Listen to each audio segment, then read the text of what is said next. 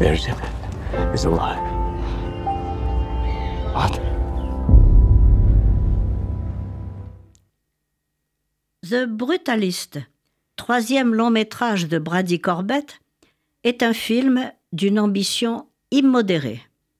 Son titre désigne un représentant du mouvement architectural appelé le brutalisme, qui, entre les années 50 et 70, a imposé en Europe et aux États-Unis un style caractérisé par l'emploi du béton brut, le dépouillement, la verticalité et la répétition d'éléments comme les fenêtres.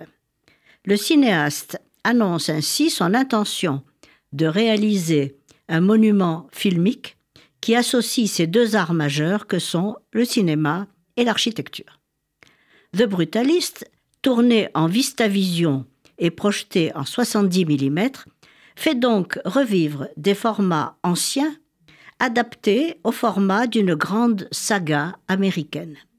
Il retrace l'arrivée à New York d'un architecte hongrois formé au Bauhaus, Laszlo Toth, rescapé des camps, dont il est d'ailleurs à peine question dans le film, et sa vie difficile pendant près d'une décennie avant que sa femme Erzbeth, elle aussi survivante dont la santé est très dégradée, puisse le rejoindre. Si le cousin de Laszlo, marchand de meubles, l'accueille et l'emploie, c'est surtout à un client richissime, Van Buren, qui lui commande un édifice monumental qu'il doit sa réussite. Cette construction devient peu à peu le symbole des relations et des conflits entre le mécène et son architecte qui poursuivent des buts bien différents. Recherche d'un absolu artistique, contribution à la communauté, ambition professionnelle pour l'un, puissance sociale, ambition politique de grandeur pour l'autre.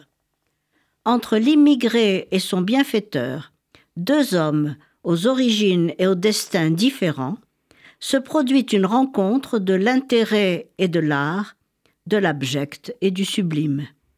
Et si cette success story semble conforme à la mythologie hollywoodienne, elle ne cache pas la profonde souffrance des personnages qui la vivent.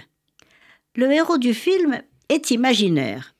Et ce qui est drôle, c'est que son histoire, écrite et mise en scène, a été conçue comme un véritable biopic, alors qu'elle est en réalité la fusion de deux architectes illustres, tous deux juifs hongrois d'origine, ayant contribué de façon remarquable à l'histoire de l'architecture du XXe siècle.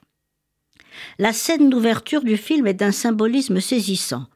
Le héros sort de la cale du navire sur lequel il a traversé l'Atlantique et aperçoit la Statue de la Liberté à l'envers, sous un angle tout à fait étonnant.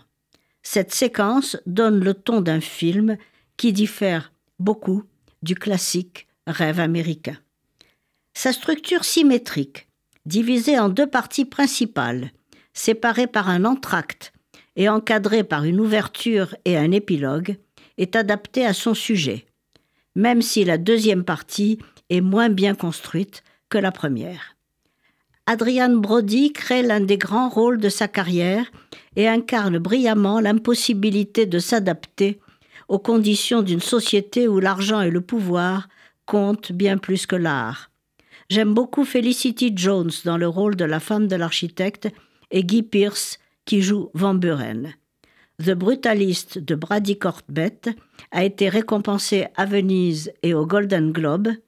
On attend sa présence au palmarès des Oscars.